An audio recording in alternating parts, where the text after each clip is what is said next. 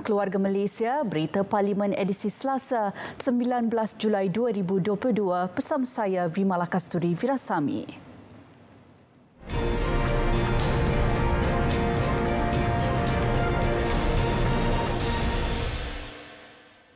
Langkah proaktif terus dilaksana kerajaan bagi memastikan kesan daripada kenaikan kos input makanan dapat diminimalkan. Kementerian Pertanian dan Industri Makanan menyatakan pelbagai langkah telah diambil bagi meningkatkan SSL padi beras termasuk pendekatan baharu Smart Sawah Berskala Besar Smart SBB. Menteri Datuk Seri Dr. Ronald Kiandi menjelaskan keperluan itu berupaya meningkatkan SSL negara sekaligus mengurangkan kebergantungan import beras. Konsep Smart SBB merupakan satu konsep yang diolah melalui beberapa pendekatan sebelum ini. Ada berbagai pendekatan ladang estate sawah yang dibuat sebelum ini, dan dengan melihat kelemahan dan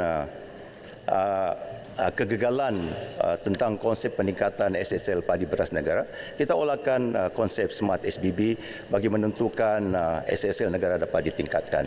Dengan pindaan ini juga, Kementerian positif pengawalan industri padi beras negara melalui pemutuan padi negara serta varieti padi yang baharu akan dapat meningkatkan SSL padi beras negara. Malah diakui Smart SBB berupaya mengurangkan pengaruh orang tengah, bebas kos dan modal yang ditanggung pesawah. Datuk Seri Dr. Ronald juga yakin dengan pengurusan yang lebih efisien dalam industri padi beras menyaksikan Malaysia tidak berdepan dengan masalah kekurangan beras negara.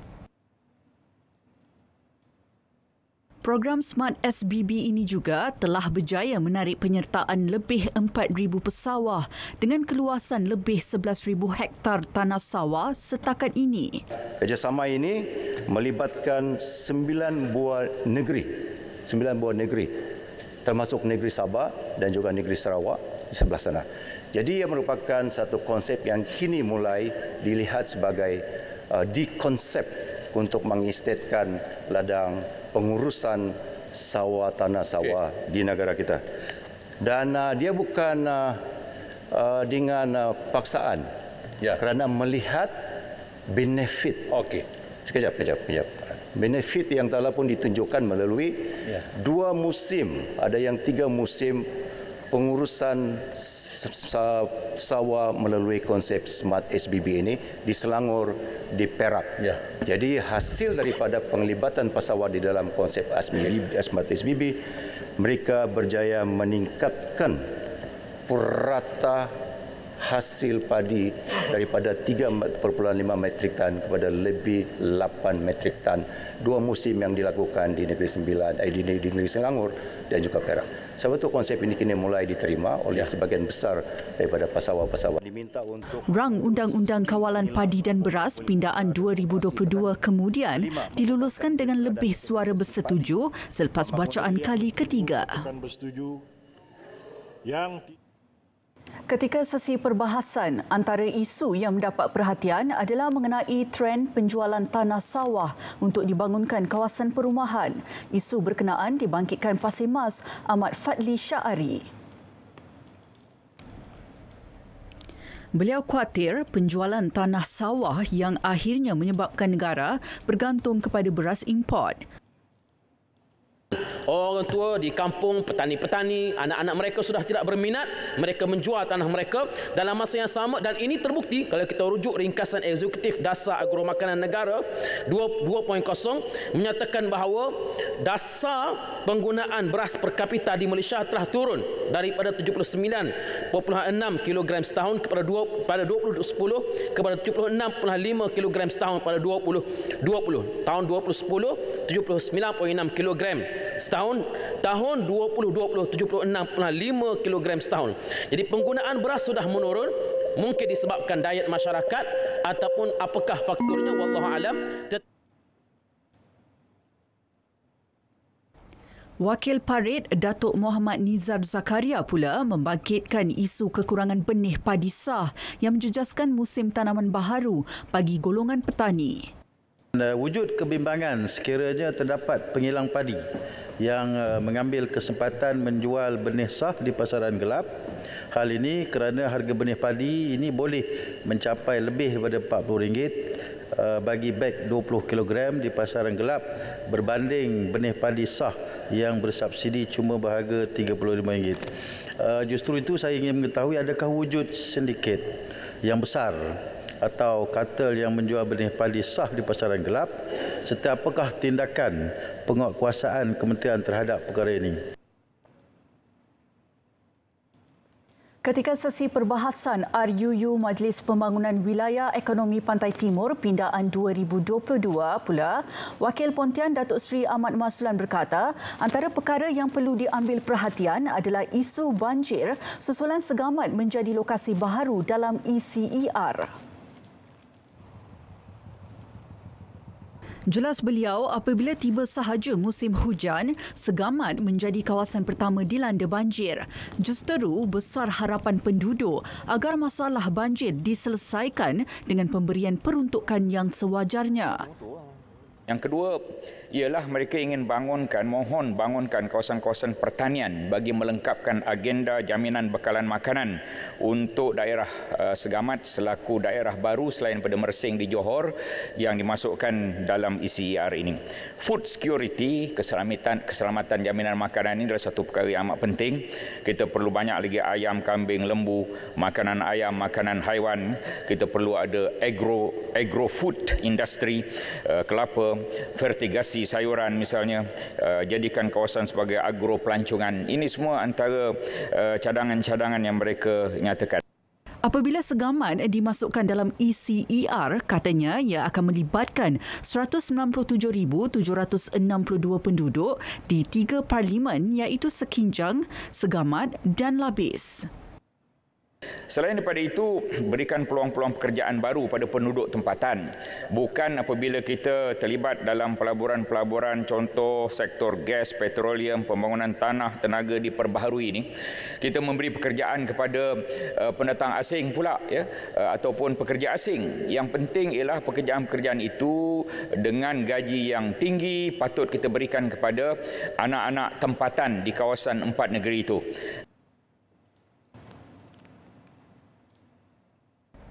Wakil Kuala Krai Abdul Latif Abdul Rahman pula ingin mengetahui berapa projek ECER yang telah dilaksana di Kelantan.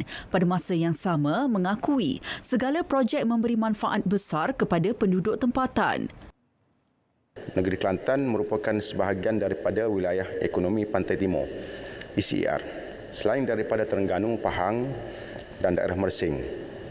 Dengan kemasukan daerah Segamat sebagai sebahagian daripada wilayah ekonomi Pantai Timur ECER, saya yakin kerajaan mempunyai perancangan yang tepat untuk memberi manfaat yang besar kepada rakyat terbanyak.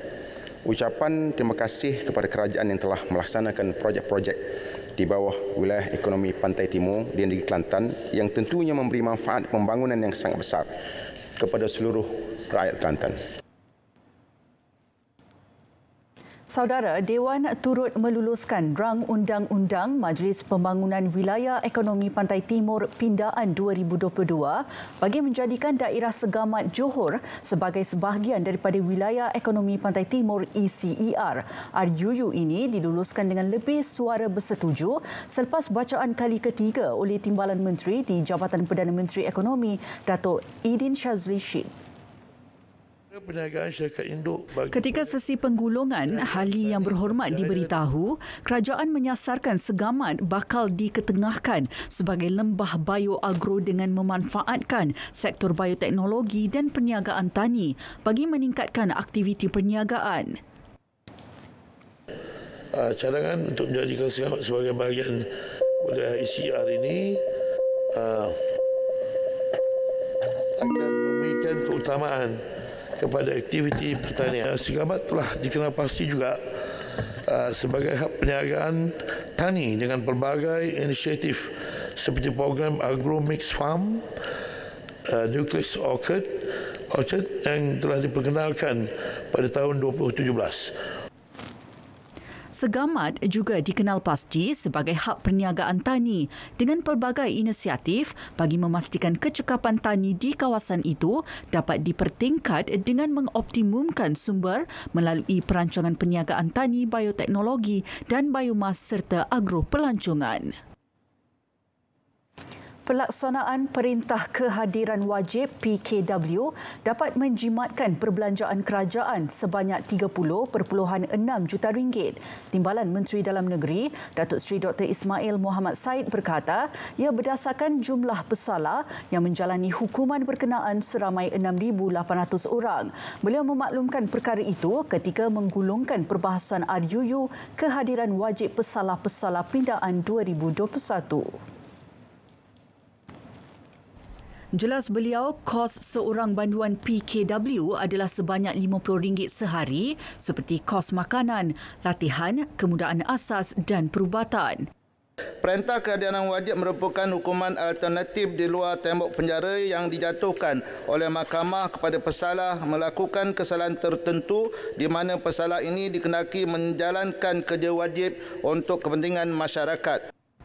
Pindaan RUU berkenaan bagi memperkasakan inisiatif pemenjaraan di luar tembok penjara melalui program pemulihan dalam komuniti. Dengan wujudnya PKW ini, pesalah juga boleh meneruskan kehidupan harian tanpa menjejaskan kebajikan mereka dan keluarga semasa menjalani PKW ini. Selain daripada itu, ianya juga dapat mengurangkan kesesakan di dalam penjara serta mengelakkan daripada penularan penyakit berjangkit di dalam penjara. Rang Undang-Undang Keselamatan Sosial Suri Rumah 2022 yang bertujuan mengadakan peruntukan bagi keselamatan sosial kepada suri rumah berinsurans dalam bentuk faedah tertentu meningkatkan kesihatan, keselamatan, kebajikan dan kesejahteraan suri rumah dibentang untuk bacaan kali pertama di Dewan Rakyat. Menurut rang undang-undang itu, satu skim bakal diwujudkan bagi tujuan berkenaan yang dikenali sebagai Skim Keselamatan Sosial Suri Rumah SKSSR. Rang undang-undang itu menyebut suri rumah yang mencarum dalam skim berkenaan berhak mendapat faedah hilang upaya seperti faedah perubatan, faedah hilang upaya kekal allowance layanan sentiasa, pencen penakat dan faedah pengurusan mayat. Rang undang-undang ini dibentang oleh Menteri Sumber Manusia Datuk Seri M. Saravanan yang menyatakan bacaan kali kedua akan dibentang pada persidangan sama. Turut dibentang untuk bacaan kali pertama di Dewan Rakyat siang tadi adalah rang undang-undang Mahkamah Kehakiman 1964 Pindaan dan rang undang-undang Kanun Tata Cara Jenayah Pindaan 2022. Timbalan Menteri di Jabatan Perdana Menteri, Parlimen dan Undang-Undang Datuk Mas Ermiati Samsudin ketika mengemukakan kedua-dua rang undang-undang itu memaklumkan bacaan kali kedua akan diadakan pada mesyuarat kali ini.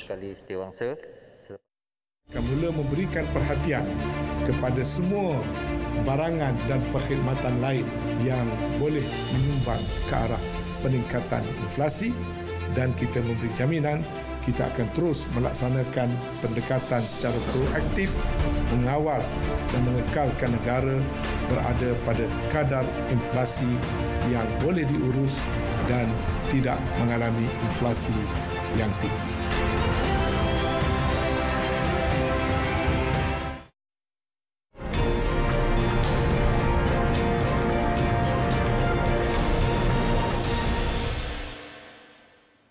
Mekanisme pelaksanaan subsidi bersasar yang sedang dikaji perlu disusuli dengan pengujian lebih meluas membabitkan penduduk bandar dan luar bandar. Pengujian dijangka mengambil tempoh 3 hingga 6 bulan sebelum keputusan mengenai pelaksanaannya di seluruh negara boleh dimuktamad. Menteri Kewangan Tengku Datuk Seri Zafrul Tengku Abdul Aziz berkata, strategi kerajaan adalah memastikan usaha menggantikan subsidi pukal dengan kombinasi subsidi bersasar dan bantuan tunai dilakukan secara berperingkat. Tujuannya mengelak inflasi secara mendadak atau menjejaskan momentum pertumbuhan ekonomi negara. Ini selaras dengan pendekatan yang telah diambil oleh kerajaan untuk ayam contohnya, di mana bagi mengurangkan market distortions dengan izin, kerajaan telah meningkatkan harga siling ayam sebanyak 50 sen kg, tetapi pada masa yang sama memberi bantuan tunai tambahan kepada golongan B40.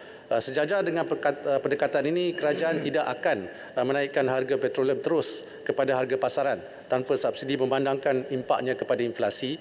Walaupun harga RON 95 yang RM2.05 ini adalah lebih kurang 50% daripada kos harga sebenar tanpa subsidi. Dengan itu, dan bagi menampung keperluan tambahan subsidi pada separuh kedua tahun ini, Tengku Datuk Seri Zafrul memaklumkan kerajaan akan menilai semula keberkesanan setiap program subsidi dan insentif, juga menyemak sumber hasil selain melaksana penjimatan tambahan sepanjang tempoh berkenaan.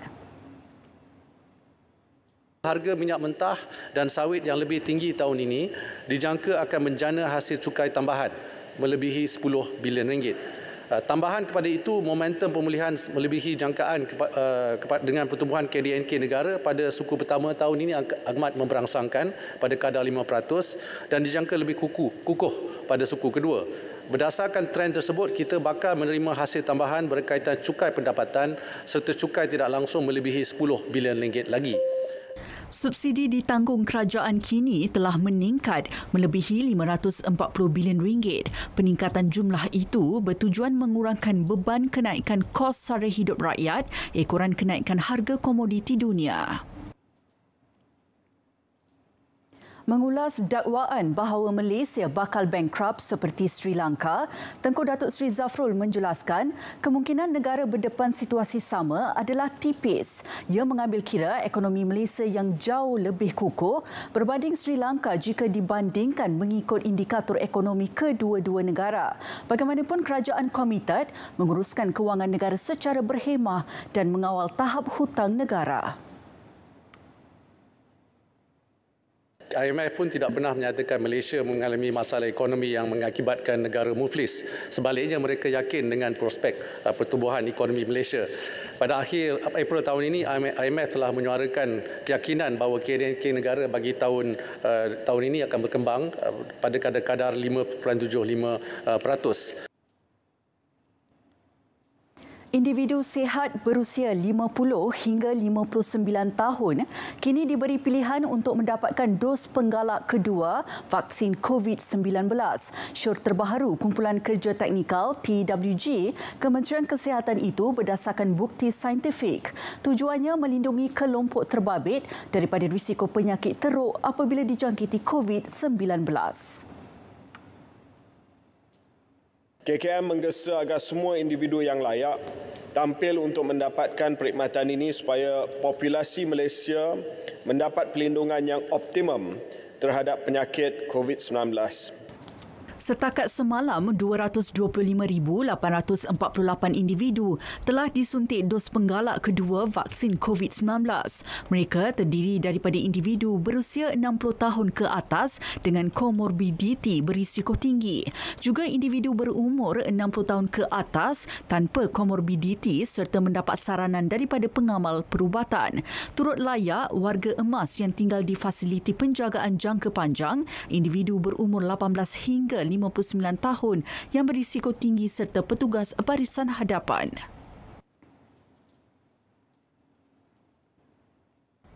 Mengenai ubat-ubatan pula, Khairi berkata bekalannya akan kembali pulih bulan depan berdasarkan jaminan diberi pihak industri farmaseutikal. Buat masa ini, stok penimbal milik kementerian akan digunakan untuk menampung bekalan ubat-ubatan yang kurang, antaranya ubat batuk dan demam selain ubat untuk merawat HFMD. Saya telah terima jaminan daripada pengeluar-pengeluar ubat-ubatan bahawa stok ini akan mula meningkat apabila kita dapat import lebih banyak lagi active pharmaceutical ingredient bermula pada bulan depan. Jadi dalam masa yang kita menunggu sehingga bekalan ini dapat ditingkatkan lagi, kita akan dahulukan stok penimbal kerajaan persekutuan.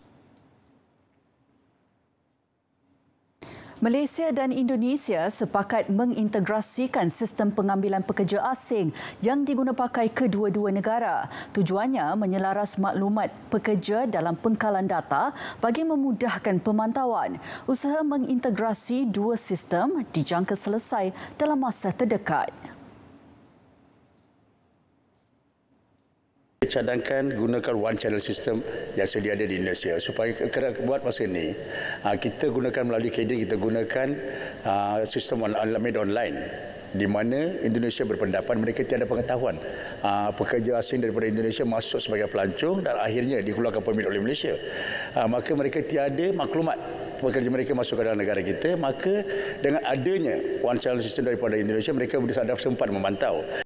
Jelas beliau, tindakan Indonesia menangguhkan sementara penghantaran tenaga kerjanya ke Malaysia mulai 12 Julai lalu disebabkan kekeliruan dalam mekanisme pengambilan PDI.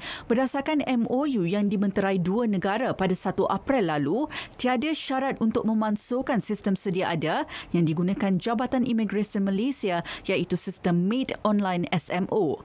Bagaimanapun, Indonesia mahu sistem One Channel SOC dibangunkannya diguna pakai untuk memudahkan pemantauan terhadap warganya yang bekerja di Malaysia.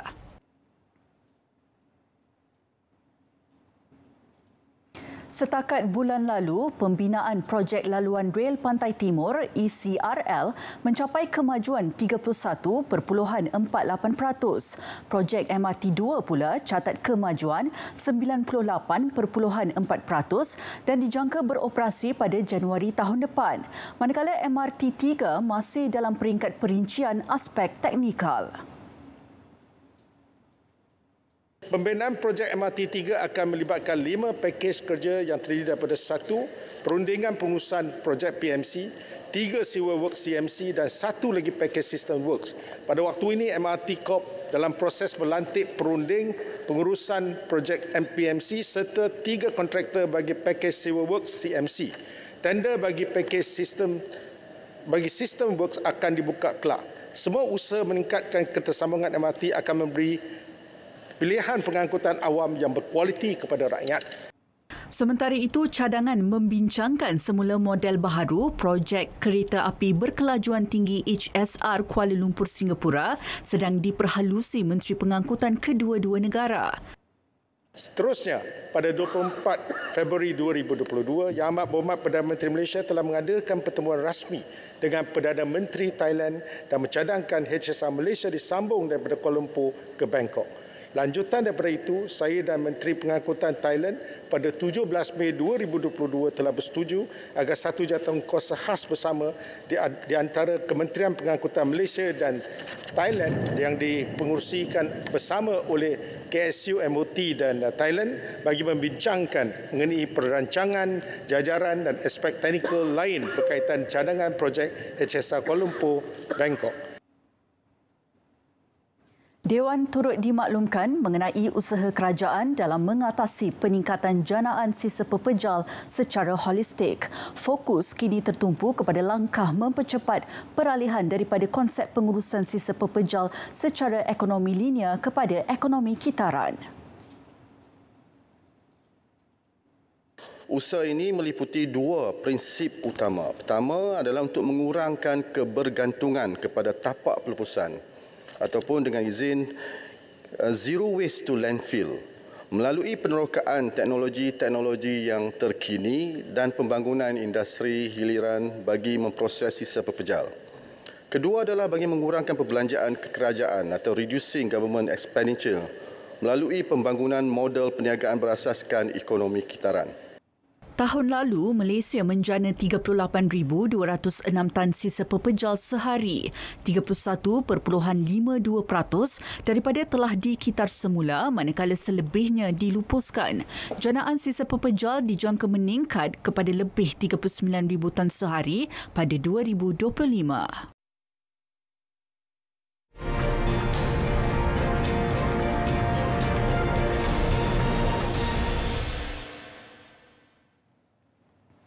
Ahli Dewan diminta menjaga adab dan menghormati institusi Parlimen. Yang di-Pertua Dewan Rakyat, Tan Sri Azhar Azizan Harun kecewa apabila peranan bentara Parlimen tidak dihormati. Ia susulan isu penggantungan wakil Kota Belud semalam. Saya amat sedih semalam. Saya tengok bentara 2 orang muda-mudi kita yang bekerja di Parlimen. Muda-mudi. Bentara berdiri dekat situ 40 minit. Tidak dihormati langsung. Muda-mudi kita yang bekerja di Parlimen. Tak hormat saya, tak apa. Saya speaker. I can take it. Itu hidup saya. Tugas saya. Tapi hormatlah muda-mudi kita yang bekerja sebagai bentara. Dia orang bekerja saja. Berdiri dekat situ. Tanpa dihormati.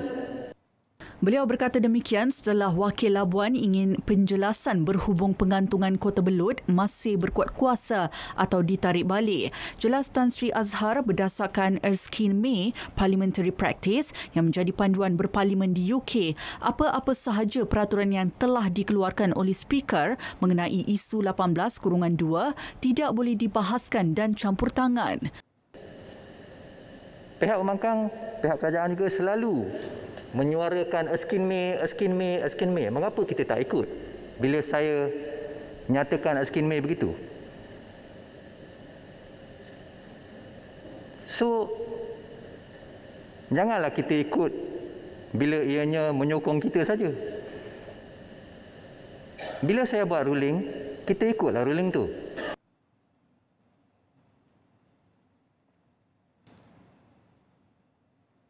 Saudara, berita Parlimen 19 Julai berakhir di sini. Salam keluarga Malaysia dan jumpa lagi.